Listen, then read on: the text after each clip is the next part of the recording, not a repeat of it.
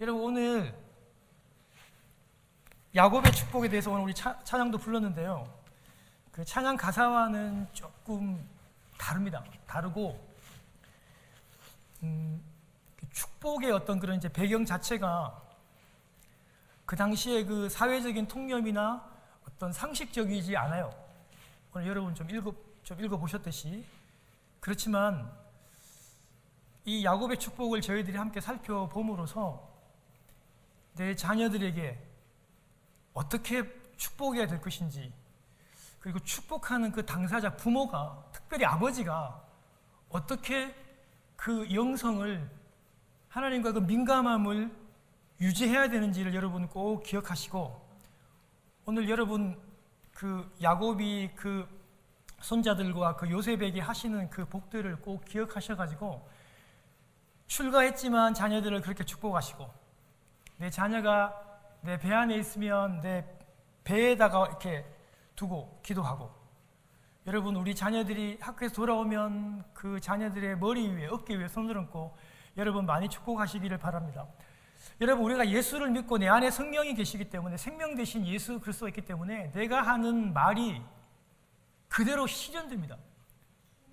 내가 하는 축복은 축복이 되고 내가 하는 저주는 정말 저주가 됩니다. 그래서 여러분 정말 좋은 말을 우리 자녀들에게 많이 축복하시길 바랍니다. 우리 지나가는 한국말에 이런 말이 있어요. 뒷방 늙은이 취급한다. 우리 부모님들을 뒷방 늙은이 취급한다. 더 이상 사회활동을 못하고 부모로서의 결정권이 사라진 그런 연로하시고 아프신 부모님을 부정적으로 빗대어하는 말이죠. 좀 더 비관적으로 또 우리 부모님 세대 그런 말씀을 참 많이 하세요. 나이 들면 다 죽어야 된다. 나이 들면 죽어야 된대요. 그런 푸념 섞인 말씀을 하시기도 합니다. 만약에 그게 정말이라면 오늘 여러분 147세 이상이 된 이 야곱은 어떻겠습니까? 오늘 여러분 야곱의 나이가, 야곱이 여러분 130세 때 애굽으로 들어가면서 그 애굽의 파라오를 만나요. 130살에. 근데 애굽에 들어간 지가 지금 17년이 넘었으니까 최소한의 야곱의 나이가 147세가 넘습니다.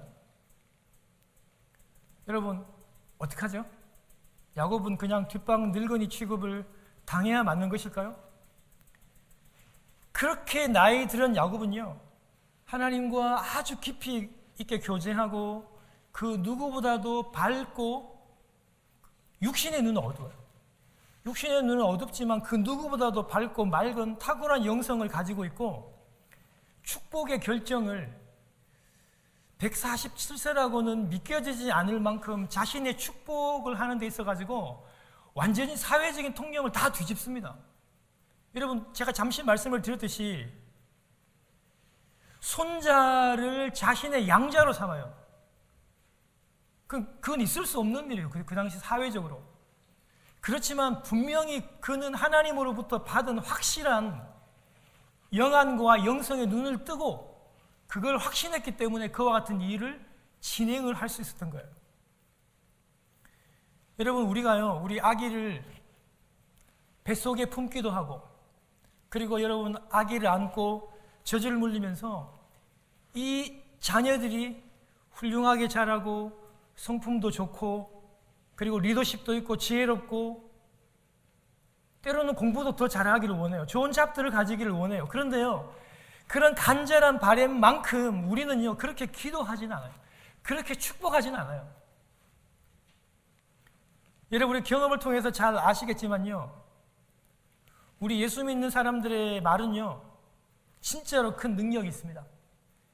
그래서 틈날 때마다 자녀를 축복하고 세우고 격려하시기를 바랍니다. 여러분, 그렇게 많이 기도하십시오. 여러분, 아내와 제가 좀 일찍 결혼했어요. 아내는 23살에 학교를 졸업하고 잠시 학교에 좀 근무하다가 저와 결혼했고, 저는 군대를 다녀와서 전역을 하고 저희들이 어린 나이에 결혼을 했습니다. 정말 너무 어린 부모였어요. 그래서 저희 부부가 결정한 게 뭐냐면, 일단 아내가 일을 그만두는 것이었습니다. 그리고 아이들과 좀 더 많은 시간을 보내고 아이를 많이 축복하는 쪽으로 저희 부부는 결정을 했습니다.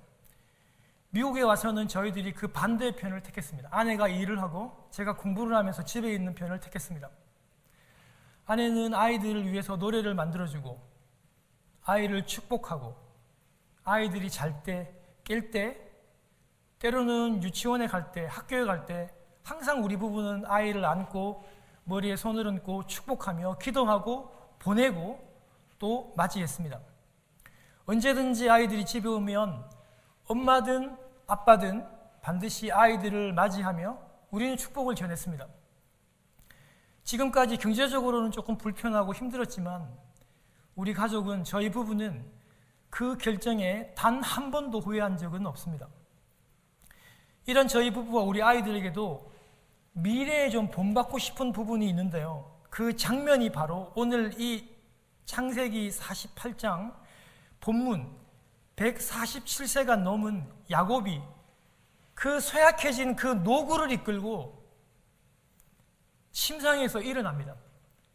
여러분, 일어날 상황이 아니에요. 지금 여러분, 우리 병문안 가봐서 알잖아요. 여러분, 지금 완전히 돌아가시기 직전이에요. 모든 기력이 다 빠지고 눈도 하나도 보이지가 않아요. 그런데 여러분, 그 자녀가 손자를 데리고 왔다는 그 소식을 듣고 아버지가 침상에서 벌떡 일어납니다. 그리고 그 자녀들을 축복하죠. 우리 모든 신앙인들이, 모든 성도들이 야곱의 축복을 이렇게 다 본받고 인생을 마무리하고 싶을 것입니다. 사랑하는 여러분,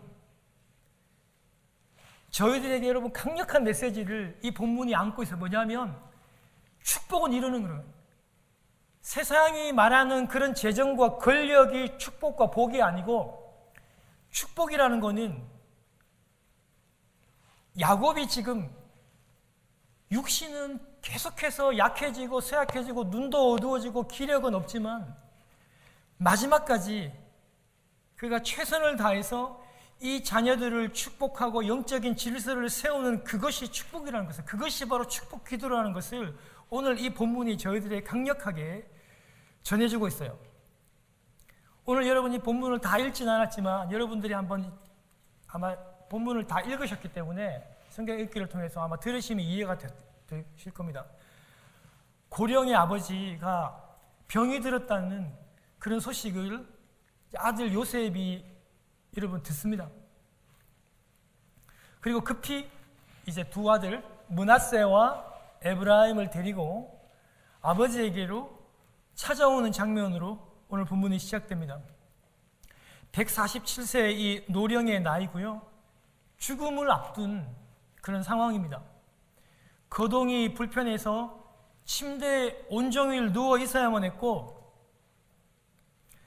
완전히 지금 눈앞이 보이지 않는, 육체는 계속해서 그 등불이 끄지고 있는 그런 상황입니다.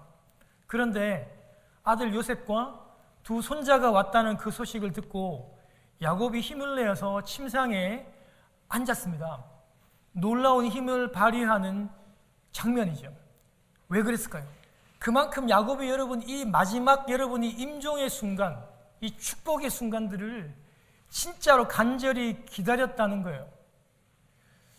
여러분, 우리 고령의 환자들, 아니면 우리 부모님들, 할머니, 우리 병문안 가보셨잖아요. 여러분, 저도 한국에서 병원 신방 가는 게 뭐 저의 거의 일이고 사역인데요. 우리 어르신들 많이 아프면 자녀들이 왔다고, 목사가 왔다고 일어나지 않습니다, 여러분. 일어날 수가 없어요. 힘이 없어가지고 못 일어나요. 그럼에도 불구하고 야곱이 지금 벌떡 일어나서 앉아서 요셉의 식구들을 맞이합니다.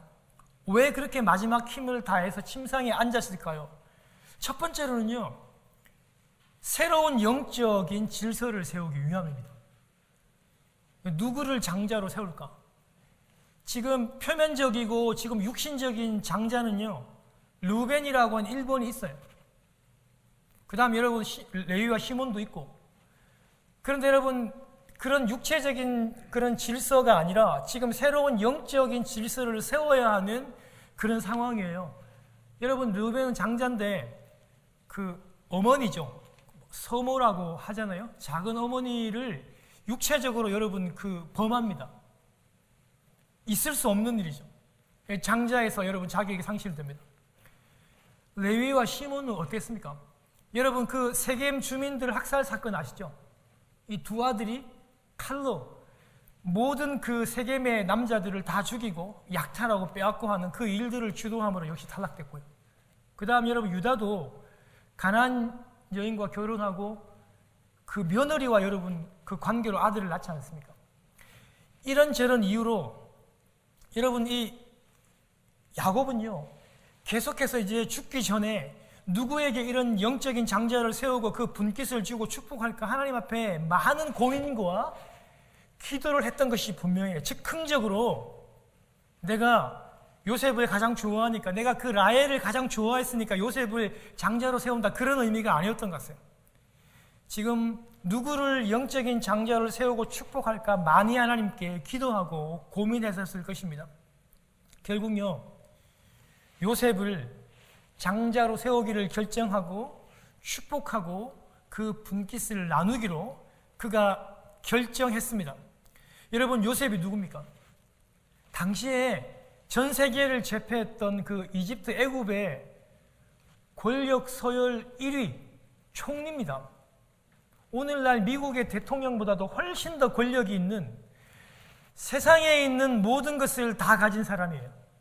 세상적으로 보면요 받아야 할 이 복과 재정과 권력을 다 가진 거, 뭐 축복을 받아야 할 필요가 있을까? 세상적으로 보면 그런 사람이란 말이에요.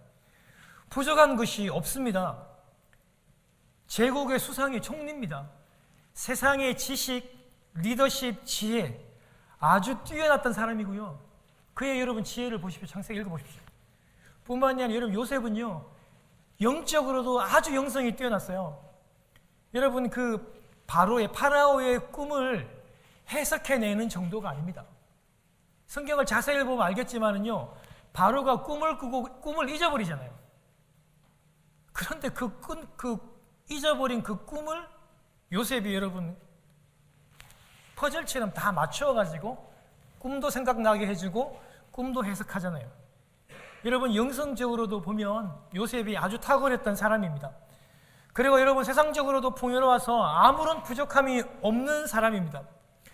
그런 요셉을요 애굽의 권력 서열 1위인 그 대통령인 그 요셉을요 아버지 야곱이 전혀 위축되지 않고 그를 축복합니다.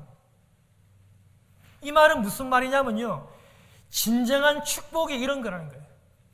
진정한 축복은요 아들이 가진 그런 권력이나 그런 재정이나 돈에 흔들리지 않는 하나님으로부터 오는 것이 진정한 축복이라는 것을 지금 딱 가르쳐주고 있는 거예요. 야곱이 굉장히 담대해요. 여러분 애굽의 여러분 그 파라오를 보자마자 여러분 그를 축복하잖아요.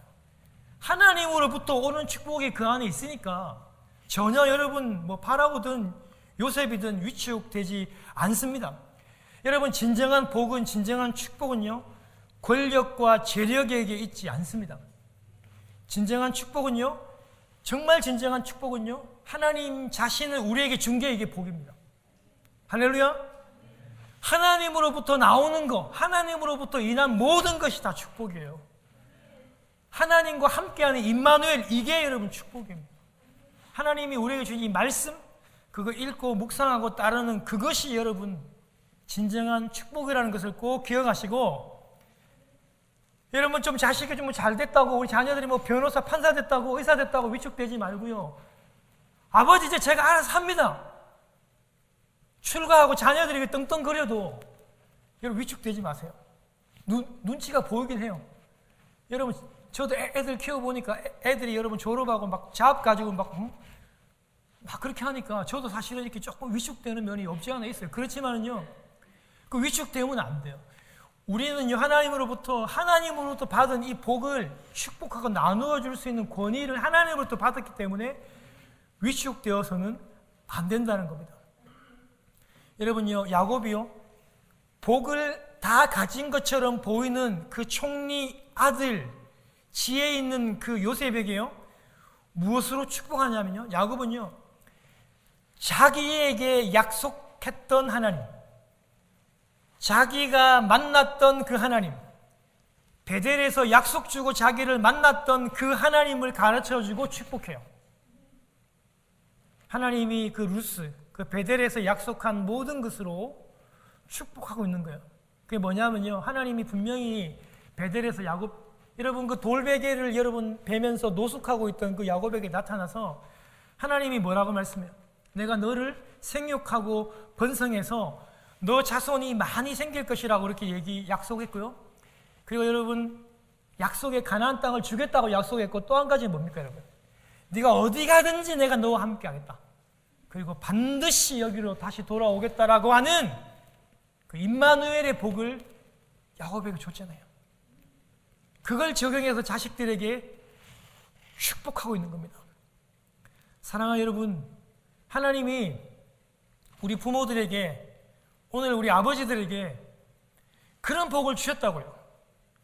자식들을 축복하고 우리 자식들이 잘 되고 번성하고, 그리고 여러분 자식들이 늘 하나님과 함께 할 수 있는 그 복, 여러분 그 복을, 그 축복할 수 있는 복을 우리 아버지들에게, 우리 어머니들에게 다 주었기 때문에 그 복으로 우리 자녀들을 수시로 축복하고 또 축복하시기를 바랍니다. 사랑하는 여러분, 우리 아이들에게 머리에 손을 얹고 어깨에 손을 얹고 아이를 안아주고 축복 기도하는 걸 두려워하지 마시고, 여러분 귀찮아하지 마십시오. 여러분이 말하는 그대로 됩니다. 그대로. 여러분 진짜입니다. 여러분 제가 증명했잖아요. 여러분 우리 아이들 진짜, 저는 저희 여러분 아내와 저는 정말 그냥 보잘것없고 부족한 사람이에요. 배운 것도 없고 아무것도 없어요. 그런데 우리가 할 수 있는 거는 그냥 아이들의 머리에 손을 얹고 계속 기도하고 학교 갈 때, 들어올 때 안아주고 축복하고 하는 그거밖에 없어요. 그렇지만 하나님께서 반드시 우리 부부의 그 말을 통해서 역사하시더라고요. 그렇게 되더라고요. 왜냐하면 내 안에 계시는 생명 되신 예수 그리스도와 성령님이 내 안에 계시잖아요. 사랑하는 여러분, 꼭 그렇게 하시기를 바랍니다. 여러분, 더구나 여러분 야곱은요, 그 축복하는 그 정도에서 좀 더 나가요. 야곱은요, 더 과감하게 당시 그 사회적인 어떤 분위기와 통념에 맞지 않는 강력한 그 요구를 하는데 영적인 질서를 다시 세워갑니다. 세상의 상식이 아니라 하나님의 뜻, 하나님의 결정으로 여러분 그런 교통한 그런 내용들을 가지고 영적인 질서를 다시 세워가는데요, 요셉을 장자로 세우겠다라고 그렇게 여러분 하고 있습니다. 요셉이 애굽에서 낳은 두 아들, 첫째 므낫세와 에브라임을요 향해서 야곱이 얘기합니다. 애굽에서 낳은 이 두 아들, 두 손자는 내 것이다. 나의 소유다. 그렇게 하면서 이 두 손자를 자신의 양아들로 삼습니다. 그리고 여러분 야곱이요, 그러니까 그 자신들의 손자를 자신들의 그 아들의 반열, 한국말로는 여러분 한문으로 그걸 여러분 뭐 학렬이라고도 하잖아요, 그렇죠? 그러니까 손자의 학렬이 아니라 그 아버지의 학렬에 이 자녀들을 축복하면서 그렇게 세우는 것입니다. 여러분 그것은 무슨 말이냐면요, 당시에 장자에게는요 2배의 축복을 주었거든요. 요셉을 장자로 삼으면서 요셉에게 주었던 그 두 배의 축복을요 이 손자들에게 주는데요, 그 축복이 뭐냐면 손자를 양자 삼아서 아들의 반열에 올리는 것이었고, 실제로 여러분 야곱의 12아들들이 12지파가 되었다고 우리가 다 알고 있잖아요. 근데 여러분 살펴보면 이 므낫세와 에브라임 손자임에도 불구하고 이 손자들이 야곱의 12아들의 가운데 양자가 되어 들어가잖아요. 심지어 여러분 이 에브라임은요 손자임에도 불구하고 12아들 중에서 가장 숫자가 많고 가장 강력하고 가장 힘이 있는 그런 여러분 지파가 됩니다. 심지어 여러분 이 에브라임은요 너무나 강력해서 북쪽 이스라엘을 대표하는 대표 지파가 돼가지고 북쪽 이스라엘을 일컫는 말을 에브라임으로 이렇게 지칭하기도 해서 자세히 살펴봐야 할 정도로 강력한 지파가 되는 것입니다. 여러분 이렇게 영적인 질서를 세우는 야곱이요, 이게 즉흥적으로 하지 않았다는 거예요. 하나님과 계속해서 기도하면서 그 하나님의 마음을 알았고 하나님의 뜻을 정확히 기억하고 정확히 교통해내었던 결과라는 것을 여러분 꼭 기억하시기를 바랍니다. 요셉이 여러분이 아버지의 뜻을 순종했어요. 그렇게 해서 여러분 요셉이 어떻게 하냐면요, 아버지가 지금 눈이 안 보이잖아요. 야곱이 이미 벌써 아이들을 데리고 들어오기 전에 이 아이들이 누구인지를 다 물어보고 누가 여러분 에브라임인지 누가 므낫세인지를 야곱이 이미 벌써 다 알아냈어요. 그런데 당시에 여러분 아버지가 돌아가시기 전에 자식들을 여러분 축복할 때 장자는 반드시 여러분 이스라엘 사람들은 이 권능의 손 오른손으로 여러분 축복을 하잖아요. 그러니까 여러분 요셉이 아버지 눈이 안 보이시니까, 눈이 어두우시니까 아버지가 이렇게 11자로 이렇게 축복하기 좋도록 첫째, 둘째, 오른쪽에 있는 첫째, 왼쪽으로는 둘째 이렇게 축복하기 좋도록 그렇게 아이들을 여러분 이렇게 오른편에는 므낫세를, 첫째 므낫세를, 왼편에는 여러분 둘째 에브라임을 이렇게 축복할 수 있도록 사실은 이제 아니요, 죄송합니다. 그러니까 이제 첫째가 여러분 그렇죠. 첫째가 므낫세니까 므낫세를 오른쪽에, 그리고 에브라임을 여러분 둘째니까 이렇게 왼쪽에다가 이렇게 해서 11자로 이렇게 축복할 수 있도록 만들어 주었는데 아버지 여러분 야곱이요 이미 벌써 하나님으로부터 온 그 마음의 결심과 그 마음을 그런 영성으로 알아차리고 X자로 손을 교차해서 축복을 하고 축복을 지금 주고 있으니까 요셉이 그것이 당시의 통념에도 맞지 않고 마음이 불편하니까 아버지에게 아버지 그렇게 하시면 안 된다고 얘기합니다. 혹시 아버지가 잘 보이시지 않으셔가지고 실수하셨나? 아버지 그렇게 하면 안 됩니다. 그렇게 하지 마십시오 라고 하니까 여러분 이렇게 손을 엇갈려서 X자로 축복하던 야곱이 뭐라고 얘기하냐면 나도 안다 내 아들아. 아들아 나도 안다. 그렇지만 하나님께서 그렇게 축복하라고 말씀하시는 걸 어떻게 하냐. 여러분 그것을 아버지 야곱이요 깊은 영성으로 그 민감한 영성으로 그걸 알아냈단 말이에요. 나도 안다 내 아들아. 나도 안다.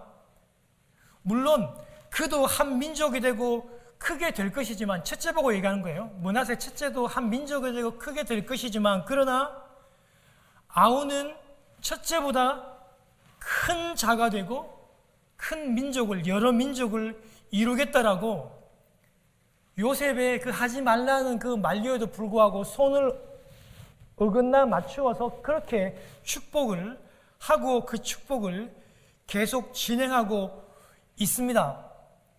어떻게 여러분 축복하냐면요, 야곱 자기가 만났던 그 하나님. 여러분 야곱의 삶이 얼마나 고통스러웠어요. 얼마나 여러분 험난했어요. 자기를 인도하신 그 임마누엘의 그 하나님을 가르쳐주면서 축복하는 거예요. 그게 축복이라는 거예요.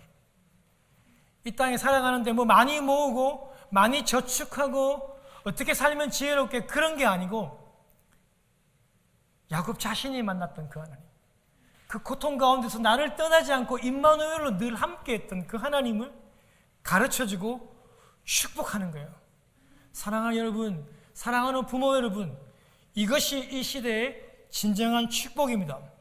할렐루야. 여러분 15절과 16절에 보면요, 할아버지 아브라함과 아버지 이삭을 인도하신 하나님, 나를 기르시는 하나님, 목자 되신 하나님, 나를 모든 환난에서 건지신 임마누엘의 하나님이 이 아이에게 복을 주시오며, 여러분 할아버지의 그 할아버지 아브라함의 그 이름, 아버지 그 이삭의 이름이요, 이 아이들에게 그 이름이 칭하게 해달라. 여러분 이 뜻이 뭐냐면, 지금 무슨 뜻이냐면요, 이 아이들에게 그 할아버지의 그 이름 아브라함이 이 아이에게 살아있게 해달라는 거예요. 여러분, 아브라함을 인도하신 그 하나님, 아브라함과 그 함께 하시며 이삭과 함께 하셨던 그 하나님이 이 아이와 함께 해달라고 그렇게 축복하며 기도하는 거예요. 그리고 이 땅에서 그 자손이 번성케 해달라고 기도합니다. 여러분, 20절에 보면요, 이스라엘 민족이 너희의 이름으로 축복할 것이며, 여러분, 이 아이들이요, 그리고 요셉이요, 이 아이들의 이름으로 이스라엘 사람들이 축복을 한대요. 이게 무슨 말입니까? 이 아이들이, 이 손자들이요, 이 아들들이 축복의 통로가 된다는 그런 말이에요. 므낫세와 에브라임 갖게 하기를 빕니다. 이스라엘 사람들이 축복을 할 때 하나님, 에브라임처럼 므낫세처럼 축복되기를 원합니다. 이 말은 뭐냐면 이 아이들이 복의 근본이라는 거예요. 축복하면 떠오르는 존재. 여러분, 이것처럼 영광스럽고 복이 이 세상에 있을까요? 복이란 단어를 딱 떠올리면 이 에브라임과 므낫세가 떠오르게 해달라고 지금 그렇게 기도하고 있는 것입니다. 사랑하는 여러분, 우리 자녀들이 축복의 통로가 될 수 있도록 기도하십시다. 우리 아이들에게 하나님의 이름이 살아있게 하옵소서, 이렇게 기도하기를 원합니다. 아이들의 자손이 번성케 해달라고 기도하기를 원합니다. 우리 아이들의 이름으로 축복하도록, 축복의 대표가 되도록, 축복의 통로가 되도록. 여러분, 김종인, 김종현, 아니면 에비가일, 아사기, 아니면 성권이, 성민이 하면 그냥 단순한 이름이 아니라 아, 그것이 복이구나. 우리 성도들이, 이 땅에 있는 많은 사람들이 에비가일 하면 아, 그게 복이구나. 그래서 그 이름으로 복을 구하는, 복의 근본, 복의 통로가 되도록. 아삭이 그러면 그게 축복의 근본이라는 것을 떠오르게 해달라고 그렇게 기도하라는 것입니다.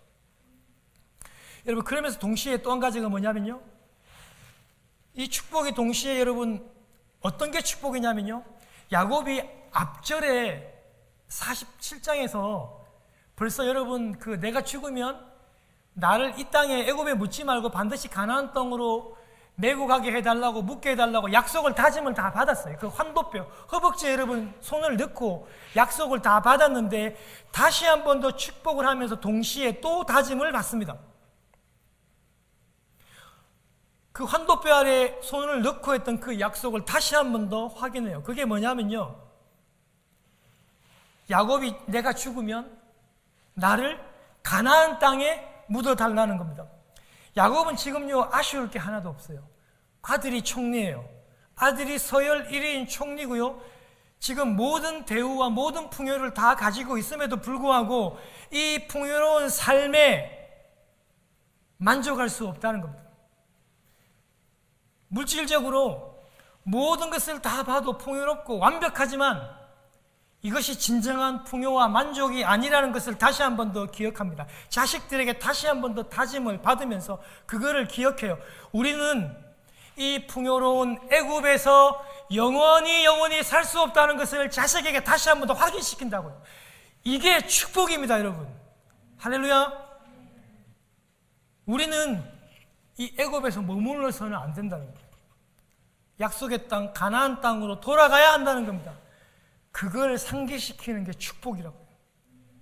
여러분, 노아는 물을 피해 방주로 들어갔고 야곱은 물을 찾아서 식구들을 데리고 애굽으로 들어갔습니다. 그런데 그곳에 생명을 살려준 곳이 분명해요. 방주도 그렇고 애굽이라고 하는 땅이 생명을 살려준 땅이 분명합니다. 너무 안전하고 의미 있는 곳입니다. 그러나 그 방주와 그 애굽 땅에 영원히 거할 수 없음을 기억해야 됩니다. 사랑하는 여러분, 이 땅 미국이 좋죠. 요즘 우리 목사님들끼리도 하는 말이 뭐냐면 너무 미국이 좋대요. 여러분, 좋아요. 여러분, 지금 막 세계적으로 곡물 전쟁이 일어나고 있잖아요. 여러분, 한국의 상황 보세요. 지금 밀가루가 지금 60% 70% 올라가지고 지금 내년이 더 문제라고 지금 사람들 벌벌 떨고 있잖아요. 여러분, 미국이 그런 걱정을 합니까? 여러분, 이 땅은 진짜 축복받은 땅 중에 축복받은 땅이고 풍요로운 땅입니다. 그렇지만 우리는 이 미국 땅, 이 좋은 땅에 영원히 거주할 수 없습니다. 이거 자식들에게 가르치는 그게 축복이라고요. 그게 축복. 우리는 우리들의 본향, 약속한 그 가나안 땅, 하늘나라로 다 들어가야 합니다. 그것을 우리들의 자녀들에게 가르쳐야 하는 것을 여러분 꼭 기억하시기를 바랍니다. 사랑하는 성도 여러분, 야곱의 나이가 147세가 넘었습니다. 눈이 쇠하고 흐려서 아무것도 보지 못했습니다. 사회적인 활동이 전무하고 침상에만 누워 있었습니다. 육체는 계속해서 꺼져가고 있습니다. 독특한 야곱의 축복의 결정의 과정을 보면서 치매 현상이라고 말해도 아무런 무리가 없었을 것입니다. 그러나 하늘나라를 향한 마지막 여행을 떠나는 그 순간 그 영안이 열리고 야곱의 영성은 누구보다도 밝고 육체의 눈은 완전히 어두워져 깜깜하지만 그의 영성은 누구보다도 밝고 깊고 맑다는 것을 여러분 기억하십시오. 그 영적인 질서를 세우는 것을 보십시오. 세상의 관점으로는요, 말이 안 된다고 하겠지만 하나님과 교통하는 그 야곱의 영성은 달랐다는 것입니다. 사랑하는 여러분, 그런 야곱의 영성을 부모로서 꼭 닮으시고 그런 영성을 가지고 우리들의 자녀를 축복하시는 여러분 되시기를 바랍니다. 이 땅을 살아가며 늘 불평하는 사람이 있어요. 모이기만 하면 사람이 흠담하고 남들 저주하는 사람들이 있어요. 습관적으로 그렇게 하는 사람들이 많아요. 여러분, 그런 길을 택하지 마십시오. 여러분, 축복하는 자리에서 항상 서 있으시고 항상 자녀들을 축복하는 여러분 되시기를 바라요. 여러분, 흔히 세상말로 이런 말이 있어요. 자식을 이기는 부모가 없대요. 자식을 이기는 부모가 없다고 말합니다. 그러나 반대로 부모의 기도를 이기는 자식도 없습니다. 부모의 기도를 이기는 자식이 없다니까요. 기도하면 다 돌아옵니다. 반드시 하나님께서 이루십니다. 우리가 자녀를 안고 자녀를 축복하는 여러분 되시기를 주님의 이름으로 축원합니다.